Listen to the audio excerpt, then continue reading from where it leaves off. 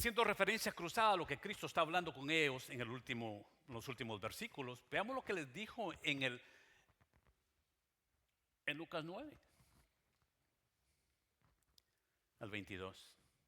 Y diciendo, es necesario que el Hijo del Hombre padezca muchas cosas y sea desechado por los ancianos y por los principales sacerdotes y por los escribas, y que sea muerto y resucite al tercer día. Recuerde, esto Jesús ya les había dicho, ya se los había dicho mientras estaba con ustedes. A esto se refiere.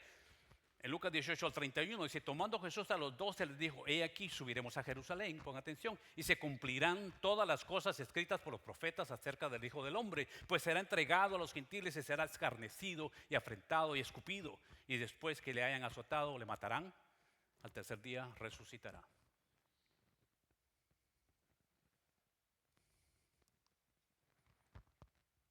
En los últimos versículos que estamos estudiando, les menciona varias veces.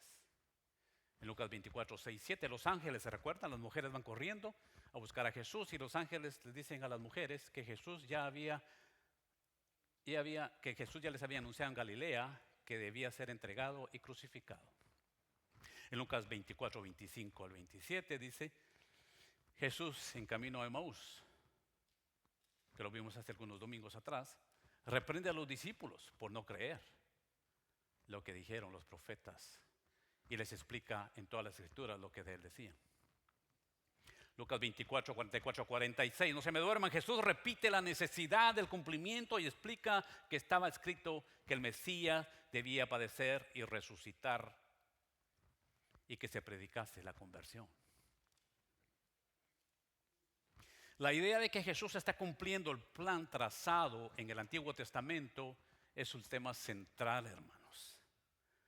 Podemos resumir esto en varias palabras. La mención de la ley de Moisés, profetas y salmos es la división llamada tripartita de la Biblia hebrea. Es única en Lucas 24, pongan atención, es única en Lucas 24, 44, pero el concepto de que es necesario cumplir lo escrito sobre Jesús se repite explícitamente de 4 a 5 veces. Este versículo final entonces resume, hermanos, el propósito de todo el evangelio, mostrar que la vida, muerte y resurrección de Jesús no fue un accidente, sino el cumplimiento exacto del plan divino de Dios en las Escrituras. Entonces, hermanos, el tema de hoy dice, este no es el fin, solo es una transición. Todo da inicio entonces a la gran comisión. El Señor está terminando su ministerio aquí en la tierra. Pero estuvo entrenando, hermanos, a los discípulos para que ellos tomaran la batuta y tomaran fuerza. Me van a disculpar los que van a empezar a enseñar el libro de los Hechos. Voy a tener que meterme un poquitito al libro de los Hechos. Dice, y que se predicase, en el versículo 49 de lo que estamos estudiando, dice, he aquí yo enviaré la promesa de mi Padre sobre vosotros, pero quedaos vosotros en la ciudad de Jerusalén hasta que seáis investidos.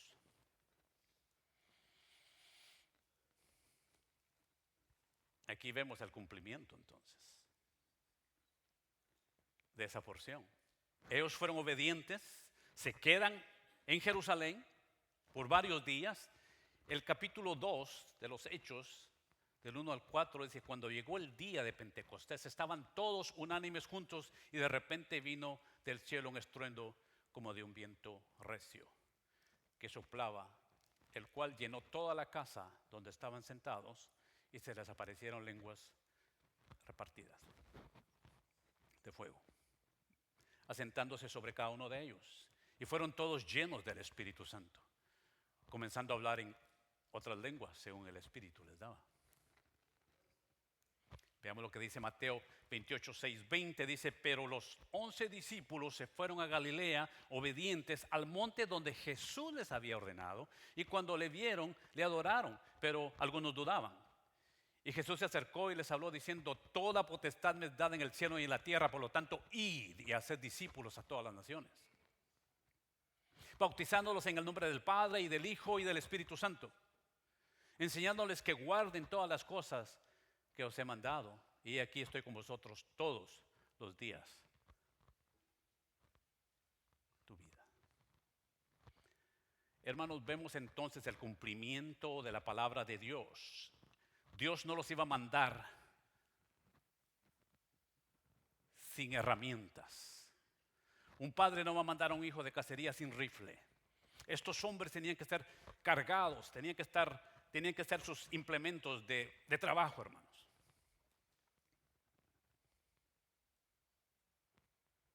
Veamos otro cumplimiento, hermanos.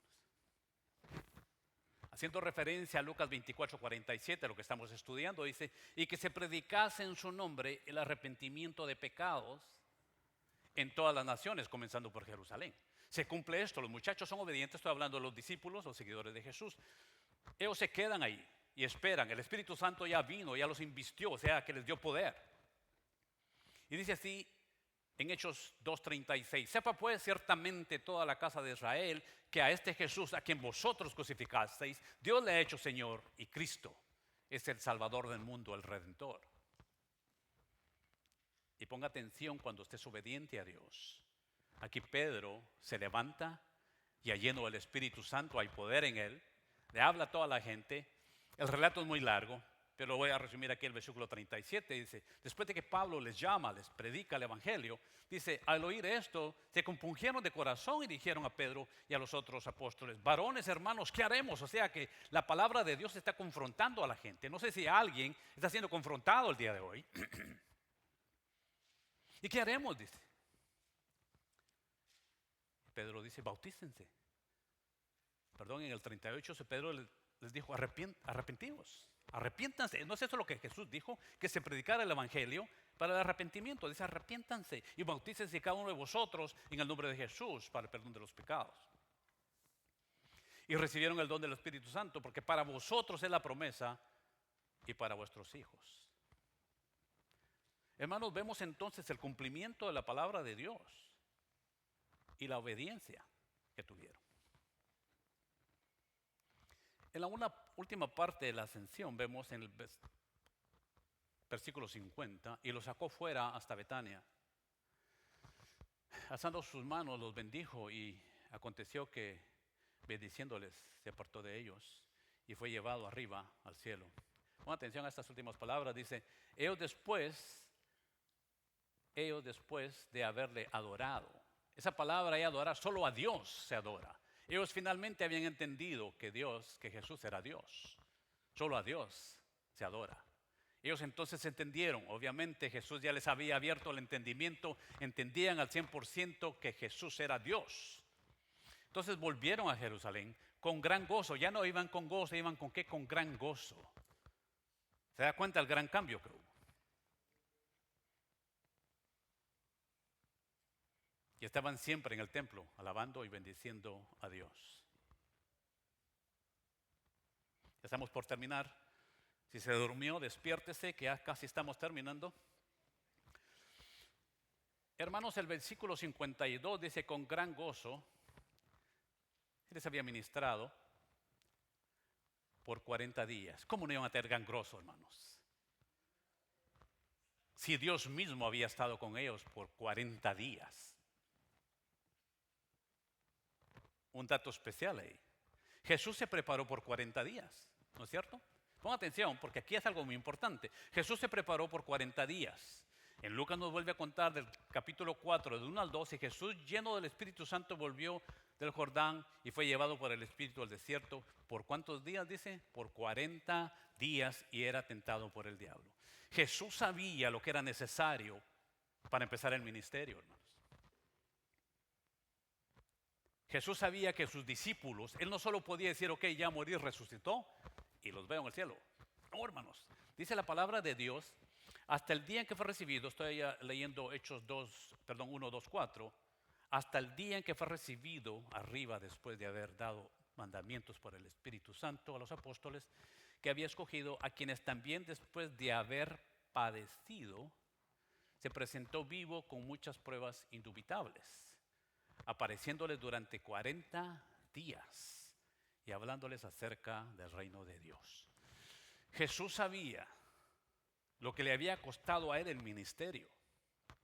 Aquí tenemos a Jesús apareciéndoles por 40 días para que ellos fueran ministrados, para que ellos fueran entrenados. Ya habían sido entrenados, pero aquí el Señor está terminando su labor como discipulador. No los dejó solos, se da cuenta, les dio las herramientas necesarias, les da el Espíritu Santo, los termina de ministrar, los está discipulando por 40 días.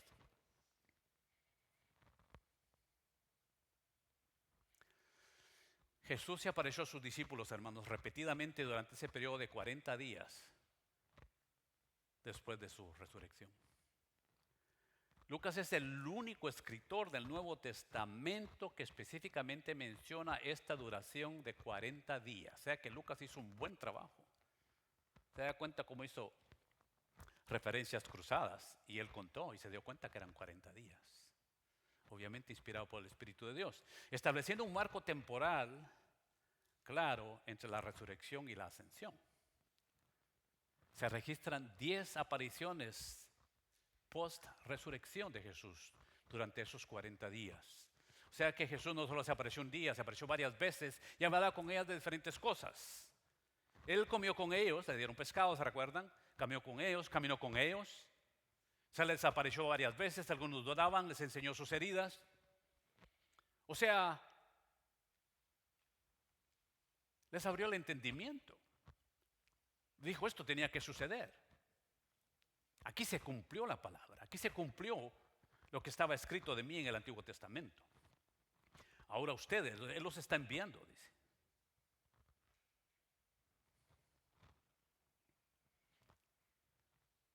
Los apóstoles, los discípulos fueron obedientes, reciben el Espíritu Santo y empiezan a predicar el Evangelio. Ya vimos a Pedro, se levanta con poder. ¿Y cuántos dice la palabra que se unieron? Como 3,000. Ponga atención, como 3,000 hombres. Voy a decir, aceptaron a Jesús como su Señor y Salvador. El efecto dominó ahora, hermanos. ¿Qué pasó después entonces? La gran comisión siguió, empezó. Es el inicio, no es el fin exactamente, no es el fin. Fue el inicio entonces de la gran comisión. Los discípulos fueron investidos por el poder de Dios. Ellos salen y predican. Pedro, solo un hombre, predicó y 3,000 escucharon y se rindieron. Billy Graham nació en un lugar cristiano, en Charlotte, Carolina del Norte, en el año 1918. Dice, le gustaban los deportes y soñaba con llegar a ser un jugador de béisbol profesional. Cuando contaba con 17 años, este hombre fue invitado a una, le voy a llamar una campaña de evangelización. Él va y escucha la palabra y esa noche se dio cuenta de que necesitaba algo. Que faltaba algo en su vida. La siguiente noche regresa Billy. En esa campaña de evangelización estaba un gran predicador de los tiempos, Mordecai Ham. Entonces Billy se regresa, pero no quería esconderse del predicador. Por lo tanto se va cerca donde están los de la alabanza. Va y se esconde. Pero de Dios no se pudo esconder. Y Mordecai Ham estaba predicando acerca de Romanos 10, 9, 10, que dice que si confiesas con tu boca que Jesús es el Señor y crees en tu corazón que Dios le levantó de los muertos, serás salvo. Porque con el corazón se cree para ser justificado, pero con la boca se confiesa para ser salvo. ¿Te das cuenta del efecto dominó? Cuando Dios dice, vayan y prediquen el Evangelio, no fue solo para sus discípulos. Ese llamado es para todos nosotros los que hemos creído en Jesús como nuestro Señor y Salvador. No te estoy pidiendo que vayas como un evangelista, que te pares al frente y que prediques, hermano. Pero si Dios te ha dado el deseo y el poder, hazlo. Porque si tú no alabas a Dios, dice la palabra de Dios que aún las piedras van a hablar. Vemos a Billy, fue alcanzado a secta. por el efecto dominó de sus discípulos. Ellos predicaron y así se ha ido creciendo. Se ha multiplicado, hermanos. Billy viene, el Señor le da ese don, él predica y llenaba estadios también. Billy Graham murió a los 99 años. Vemos entonces el efecto dominó. Ya para terminar, hermanos, hay una historia que me gustó y dice así: un cierto rico escocés había prestado en vida mucho dinero. Habían personas, a varias personas, siendo que era muy considerado, trataba con cariño a sus deudores, y cuando se daba cuenta de que era imposible que le pagaran, ponía debajo de la cuenta su firma con la palabra perdonado. Después de su muerte, su esposa se dio cuenta de que era mucho el dinero que amparaban las notas perdonadas y se dio a la tarea de cobrarlas. Tuvo que principiar juicios legales hasta que el juez, al examinar uno de estos casos, le preguntó: señora, ¿es esta la firma de su esposo? Sí, contestó ella, de eso no hay duda. Entonces dijo el juez: no hay nada que obligue a estas gentes a pagar cuando el mismo esposo de usted ya ha escrito la palabra perdonado. Si Cristo entonces, hermanos, ha perdonado nuestros pecados, en vano se ufana Satanás por traernos a la memoria ahora lo que nosotros fuimos. Hay un pasaje muy importante. Si no está yendo a damas o varones, vaya. Estamos estudiando el libro de Romanos. Y esta porción que usted ve en pantalla es ha formado ya uno de mis 5 favoritos versículos. Porque esta palabra, este versículo, Romanos 8:1, apréndaselo. Esta palabra dice Pablo escribiéndole a los romanos: ahora pues, refiriéndose a lo que termina Lucas el día de hoy. Ahora pues, todo lo que Jesús hizo por ti y por mí, que Él murió en la cruz por ti y por mí. Ahora pues, debido a que Jesús ya hizo todo esto, ya no hay ninguna condenación para los que están en Cristo. Pusiste atención, hermanos. Ya no hay ninguna condenación para los que están en Cristo. Satanás ni nadie puede venir a decirte: ¿te recuerdas, Edwin, de aquel pecado que cometiste? Como dijo el hermano mío la semana pasada, el Señor dirá: ¿cuál pecado? ¿Te recuerdas del pecado en el que estás? Hermanos, lo que esta palabra dice, que ya no hay condenación para los que estamos en Cristo. Tristemente, sí hay condenación para los que no están en Cristo.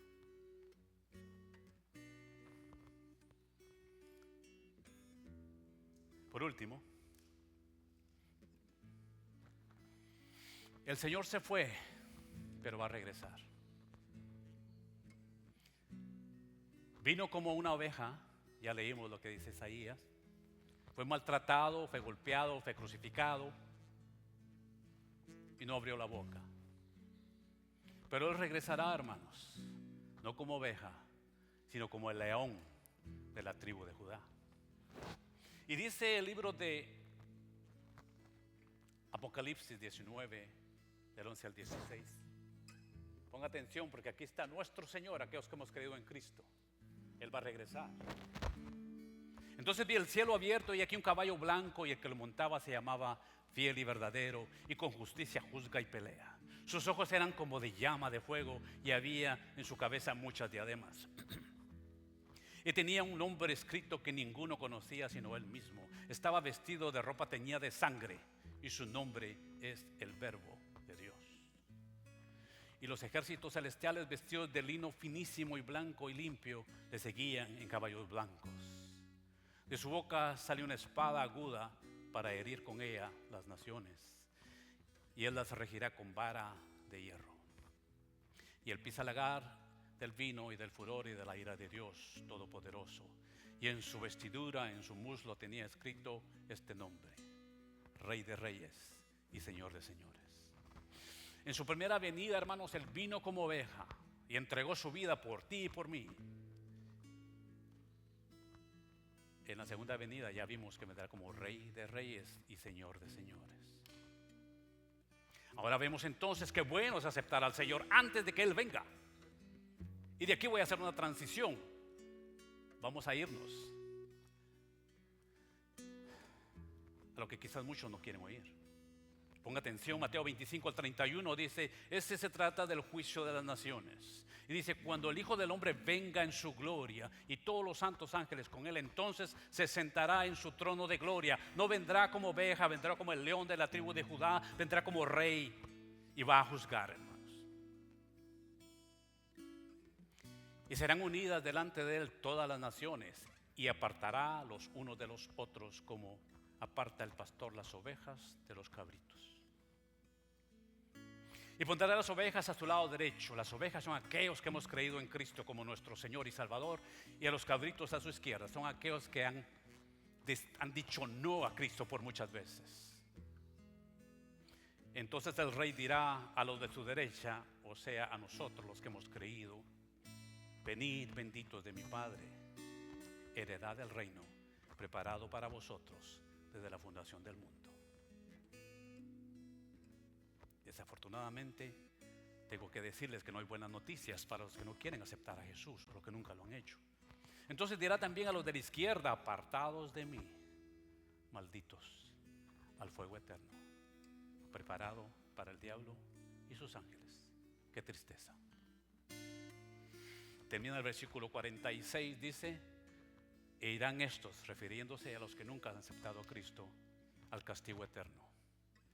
Pero para ti y para mí, que hemos aceptado al Señor Jesús, dice: y los justos a la vida eterna.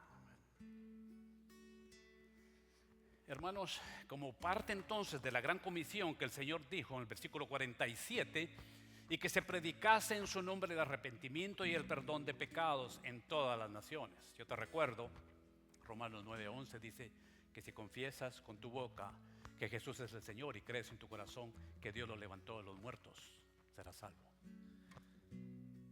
Porque con el corazón se cree para ser justificado, pero con la boca se confiesa para ser salvo. Cerremos los ojos, hermanos. Este llamado es para aquella persona que nunca ha recibido a Cristo. Si tú estás aquí escuchando esta palabra, si el Señor te ha tocado, te ha abierto el entendimiento, este llamado es para ti. Si tú hayas aceptado a Cristo, tú tienes vida eterna. Para ti no hay condenación. Pero si tú nunca has aceptado a Cristo como tu Señor y Salvador, este llamado es para ti. ¿Hay alguien aquí en esta congregación que nunca ha aceptado al Señor Jesús? En este grupo, ¿hay alguien? Si hay alguien, me gustaría que levantase la mano. Levanta la mano si hay alguien que no ha aceptado a Cristo como su Salvador y lo quisiera hacer esta mañana. ¿Hay alguien? No puedo asumir que todos son hijos de Dios. Yo no soy Dios. Únicamente puedo decirte, si no te animas a levantar tu mano porque te da vergüenza, está bien. Pero puede haber personas también viendo este video, o quizás a ti más tarde digas: entendí la palabra, pero me dio vergüenza. Puedes hacer una oración simple y sencilla y puedes decir: Señor Jesús, hoy abro mi corazón y te recibo con todo mi ser. Te acepto como mi Señor y Salvador y reconozco que he pecado contra ti. Padre, gracias por haber muerto por mí en esa cruz del Calvario, Señor. Yo te acepto como mi Señor y Salvador y te pido, Padre, que vengas a mi corazón desde ahora y para siempre, que lleves todas mis cargas. Te damos gracias, Señor. Hermanos,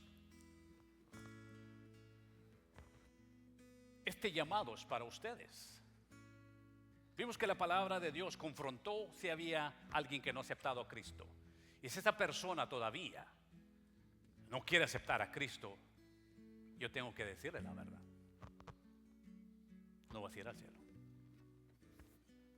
A tu tiempo tú vendrás y aceptarás a Cristo como tu Señor y Salvador. El segundo llamado es para todos y cada uno de nosotros. Vayamos y promulguemos el Evangelio de nuestro Señor Jesucristo, para que muchos más puedan conocerle. Hermanos, que el Señor les bendiga.